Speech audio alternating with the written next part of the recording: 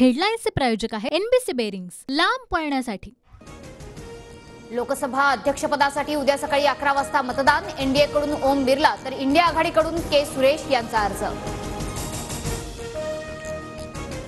राजनाथ सिंहांकडून अध्यक्षपदासाठी खरगेंना विनंती। अध्यक्षपदासाठी समर्थन देऊ पण विरोधकांना उपाध्यक्षपद द्या, खरगेंची राजनाथ सिंहांकडे मागणी। राहुल गांधींची माहिती। लोकसभा अध्यक्ष बिनविरोध निवडले जावे पण उपाध्यक्षपद विरोधी पक्षाला मिळालं पाहिजे, शरद पवारांचं वक्तव्य।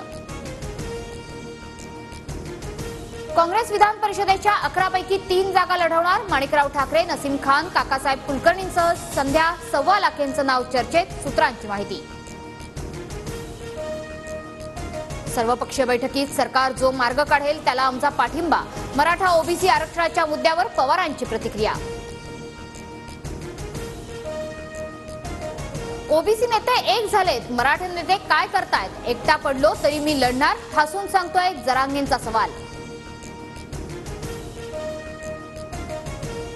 पुण्यातील अनधिकृत बार आणि पबवर बुलडोजर फिरवा, मुख्यमंत्री एकनाथ शिंदेंचे पुणे पोलीस आयुक्तांना आदेश।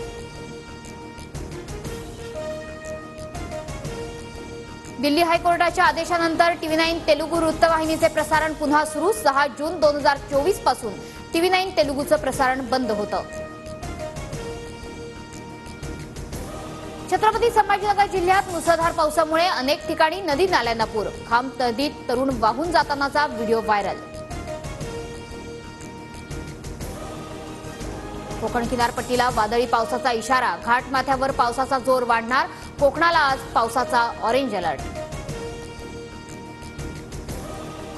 बांगलादेशवर 8 धावांनी सनसनाटी विजय मिळवत अफगाणिस्तानची सेमीफायनलमध्ये धडक। अफगाणिस्तानच्या विजयानं ऑस्ट्रेलिया T20 वर्ल्ड कपमधून बाहेर। हेडलाईन्सचे प्रायोजक आहे एनबीसी बेरिंग्स, लांब पळण्यासाठी।